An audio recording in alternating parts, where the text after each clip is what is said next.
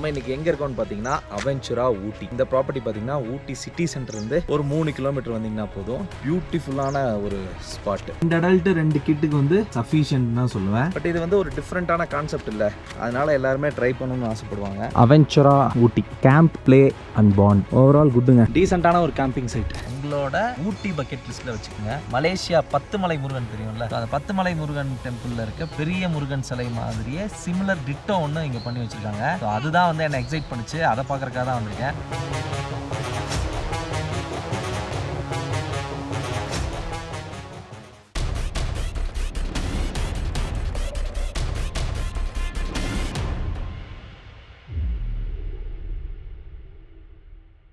கோயம்புத்தூர்லேருந்து ஒரு 4 days trip. So எங்கே போகிறோம்லாம் வந்து பிளான் பண்ணல. ஸோ டின்னர் முடிச்சுட்டு இந்த வண்டி எடுக்க போகிறோம். ஸோ நான் ஸ்டாப் 4 days ட்ராவல்.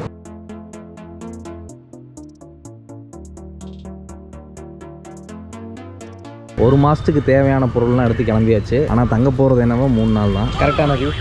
கரெக்டா? கரெக்ட். ஆக்சுவலாக இந்த ட்ரிப் வந்து அன்பிளான்டு. ஸோ கோயம்புத்தூர்லேருந்து கிளம்புறோம். நம்மளாம் ஒவ்வொரு இடத்துல ஒரு ட்ராப் பாயிண்ட் வச்சுருக்கோம். ஃபஸ்ட்டு எய்தர் ஊட்டி, அப்படி இல்லைன்னா கூடலூர், பந்திப்பூர், அப்படி இல்லைன்னா மைசூர். ஸோ இந்த மாதிரி. ஸோ எந்த இடத்துல நமக்கு வந்து டயர்டாகிறோமோ அந்த இடத்துல ஏதாவது ஒரு ஹோட்டலை வந்து இமீடியட்டாக ஸ்பாட் பண்ணி புக் பண்ணிக்கலாம். Let's go.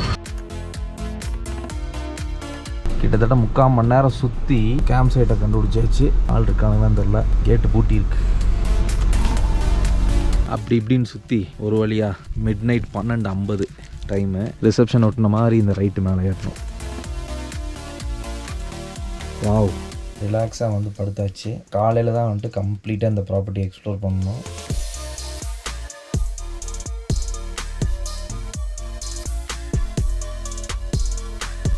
Hey guys, very good morning. இந்த நாள் இனி நாளாக அமைட்டும். நம்ம இன்னைக்கு எங்கே இருக்கோம்னு பார்த்தீங்கன்னா அவென்ச்சுரா ஊட்டி. இந்த ப்ராப்பர்ட்டி பார்த்தீங்கன்னா ஊட்டி சிட்டி சென்டர் இருந்து ஒரு 3 கிலோமீட்டர் வந்தீங்கன்னா போதும். ரொம்ப பியூட்டிஃபுல்லான ஒரு ஸ்பாட். இந்த டிபி ஸ்டே வந்து நேற்று நைட்டு அந்த வே ட்ராவல் பண்ணும்போது புக் பண்ணோம். இங்கே வந்து ரீச் ஆகும்போதே மணி 12 ஆயிடுச்சு. பட் ஆனால் அன்டைமில் நாங்கள் சுற்றுன்னு சுற்றி கிட்டத்தட்ட இந்த ஊட்டிக்குள்ளே வந்து ஒரு 3/4 மணி நேரம் சுற்றணும்னு வச்சுக்கோங்களேன். இருக்க சந்து பொந்தெல்லாம். ஆனால் இந்த ப்ராப்பர்ட்டி எங்கே இருக்குன்னு தெரிஞ்சும் வந்து எனக்கு நைட் டைமில் ஒரு ரோடு மிஸ் பண்ணாலுமே வி ஹாவ் டு சஃபர். அதனால டே டைமில் பிளான் பண்ணுங்கள். மோரோவர் இவங்களும் வந்து நைட் டைமில் வந்து அலோவ் பண்ணுறதில்ல. இன்கேஸ் நம்ம வர்றோம், லேட் நைட் வரோம்னா ப்ரியராகவே இன்ஃபார்ம் பண்ணோம்னா நைட் டைம் வந்து செக்இன் ப்ராசஸ் பண்ணுறாங்க. 3000 ரூபாய்க்கு ஒர்த்து இல்லையாங்கிறத நீங்கள் பார்த்து சொல்லுங்கள்.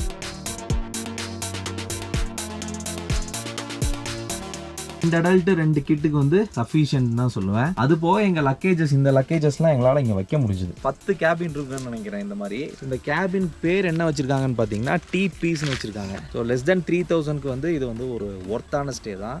அழகான ஸ்பாட்டில். ஒரே விஷயம் என்னன்னா, இது வந்து ஒரு கேம்பிங் சைட் அப்படிங்கிறனால எல்லாமே வந்து common toilet, common bathroom. So இவங்க ப்ராப்பர்ட்டி எப்படி பிளான் பண்ணியிருக்காங்கன்னா, ஒவ்வொரு லேண்ட்ஸ்கேப்லேயும் ஒரு டைப்பு.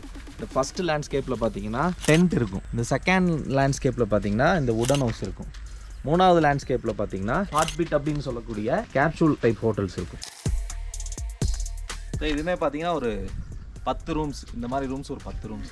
பட் இது வந்து ஒரு டிஃப்ரெண்ட்டான கான்செப்ட் இல்லை, அதனால் எல்லாருமே ட்ரை பண்ணணும்னு ஆசைப்படுவாங்க. அதனால் நிறைய பேர் வந்து ட்ரை பண்ணியிருக்காங்க.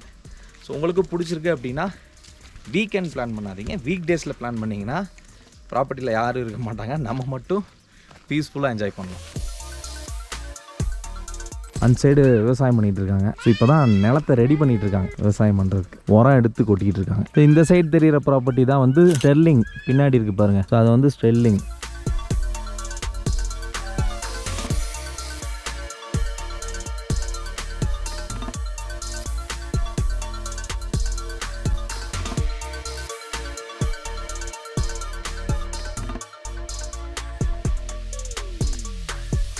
இப்போ நைட் 1 மணிக்கு வந்தோம். காலையில் 10 மணிக்கு செக் அவுட் பண்ணியாச்சு. கீழே பிரேக்ஃபாஸ்ட் இருந்தால் சாப்பிட்டு கிளம்பலாம், இல்லைன்னா அப்படியே கிளம்புவோம்.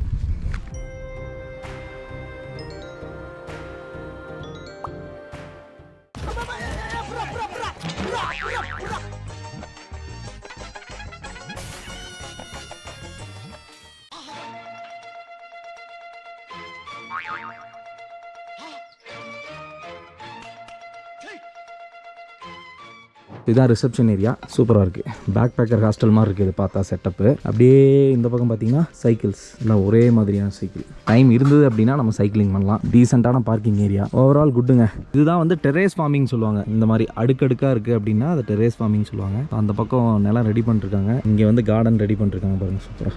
அவென்ச்சுரா Ooty camp play and bond. இந்த ப்ராப்பர்ட்டி ட்ரை பண்ணணும்னு நினச்சிங்கன்னா இந்த போர்டில் இருக்க நம்பருக்கு கான்டாக்ட் பண்ணுங்கள்.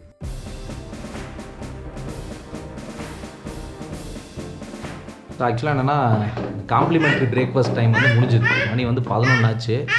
ஸோ நம்ம ஆர்டர் பண்ணி தான் சாப்பிட்ணும். ரெஸ்டாரண்ட்டோட லுக் வந்து சூப்பராக இருக்கும். சிம்பிளாக டிசைன் பண்ணியிருந்தாலும் நல்லாயிருக்கு.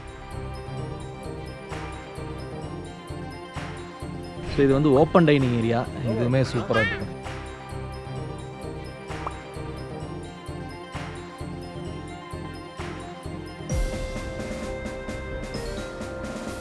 அவென்ச்சுரா ஊட்டிலேருந்து செக் அவுட் பண்ண போகிறோம். Overall it's good. ட்ரை பண்ணுங்கள். பேக் பேக்கர் எக்ஸ்பீரியன்ஸ் கண்டிப்பாக கிடைக்கும். ஓரளவுக்கு இங்கே என்னென்ன விஷயங்கள் இருக்குது அது எல்லாமே கவர் பண்ணியிருப்பேன்னு நினைக்கிறேன். டீசெண்டான ஒரு கேம்பிங் சைட்.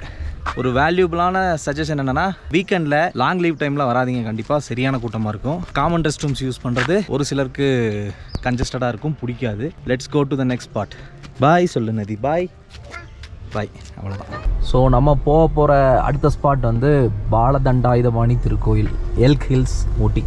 இந்த கோயிலுக்கு ஏன் போகிறோம் அப்படிங்கிறத கோயில்கிட்ட போய் சொல்கிறேன் வாங்க.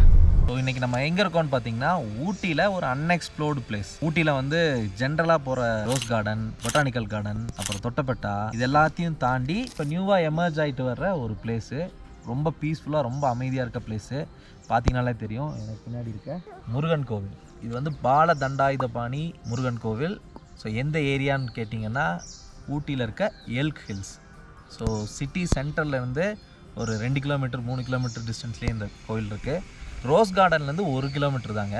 ஸோ இதை வந்து உங்களோட ஊட்டி பக்கெட் லிஸ்ட்டில் வச்சுக்கோங்க. கோயிலோட சிறப்பு என்னன்னு கேட்டிங்கன்னா மலேசியா 10 மலை முருகன் தெரியும்ல, அந்த 10 மலை முருகன் டெம்பிளில் இருக்க பெரிய முருகன் சிலை மாதிரியே சிமிலர் டிட்டோ ஒன்று இங்கே பண்ணி வச்சுருக்காங்க. ஸோ அதுதான் வந்து என்னை எக்ஸைட் பண்ணிச்சு. அதை பார்க்குறக்காக தான் வந்திருக்கேன். வாங்க போய் பார்க்கலாம். பின்னாடி ஒரு பெரிய மலை இருக்குது. அங்கேருந்து லைட்டாக தண்ணி வடிஞ்சிட்டே இருக்குது. பார்த்தீங்கன்னா தெரியும் கரெக்டாக இந்த இடத்துல தண்ணி வடிஞ்சிட்டே இருக்குது. ஸோ ஆக்சுவலாக இந்த படி நம்ம யூஸ் பண்ணி போகலாம். பெரியவங்க வயசானவங்களாம் இந்த மெயின் ரோடு வழியாக போய் அந்த சைடு ஒரு மண்டபம் மாதிரி இருக்குது, அந்த மண்டபத்து வழியாகவும் வரலாம். ஸோ பாலதண்டாயுதபாணி கோயிலுக்குள்ளே போகிறதுக்கு முன்னாடியே வெளியில் வந்து பால விநாயகர் இருக்கார், குட்டி விநாயகர். அவருக்கு ஒரு கும்பிட போட்டுருவோம். சரியான ஹில் டாப்புங்க. இதுதான் வந்து கோயிலுக்கான மெயின் என்ட்ரன்ஸு. எல்க் ஹில்னு சொல்லுவாங்க. அப்படின்னாலே எல்க் மலை. இவங்க எல்க் ஹில்லுங்கிறதே பேராக வச்சிட்டாங்க, எல்க் ஹில் மலை அப்படின்னு.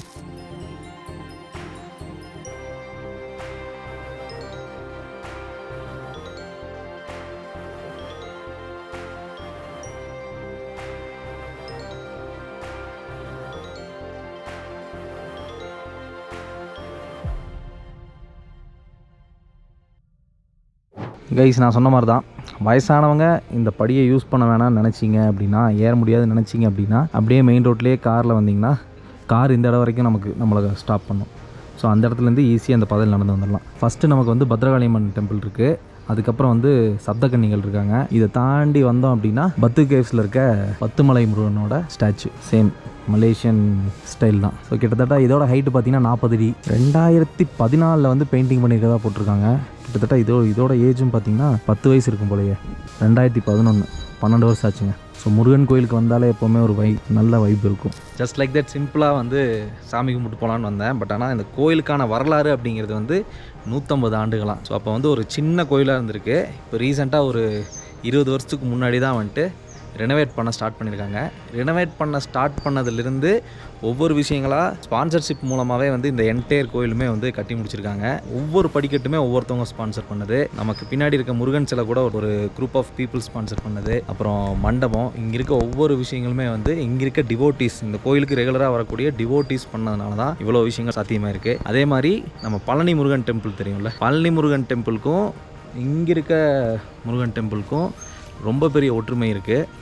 என்னங்கிறத நான் சொல்கிறேன். ஃபஸ்ட்டு வந்து இங்கே படிக்கட்டு அப்படிங்கிற கான்செப்டே கிடையாது. ஒரு ஒத்தையடி பாதையில் தான் வருவாங்களாம். ஸோ அவர் தான் அர்ச்சகர். அவர் தான் நமக்கு எல்லாமே எக்ஸ்பிளைன் பண்ணார்.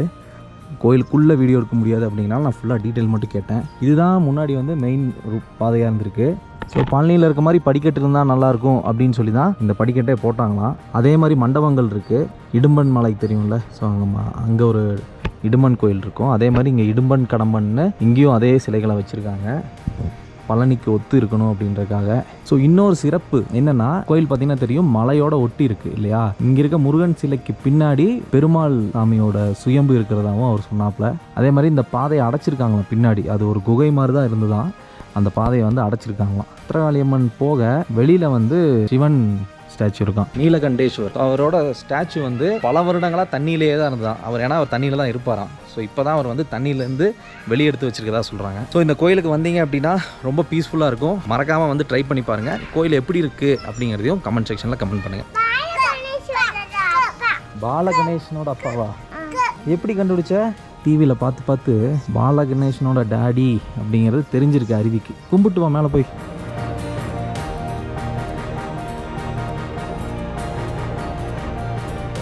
கிஸ்தி விநாயகர் இருக்காரு மலை அடிவாரத்தில்.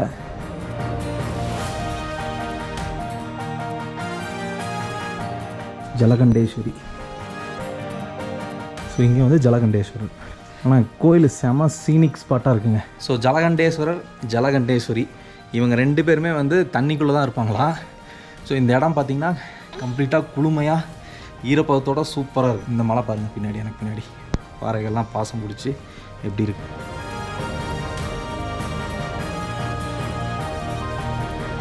ஆல்ரைட் கைஸ், இந்த வீடியோ உங்களுக்கு பிடிச்சிருக்குன்னு நினைக்கிறேன். நம்ம பாலதண்டாயுதபாணி திருக்கோயில், இந்த ஏரியாவுக்கு வந்து ஒரு பேர் வச்சுருக்காங்க, திருமாங்குன்றம். ஸோ இந்த திருமாங்குன்றம் அப்படிங்கிற டெம்பிளை வந்து எக்ஸ்ப்ளோர் பண்ணுங்கள், கண்டிப்பாக உங்களுக்கு பிடிக்கும்.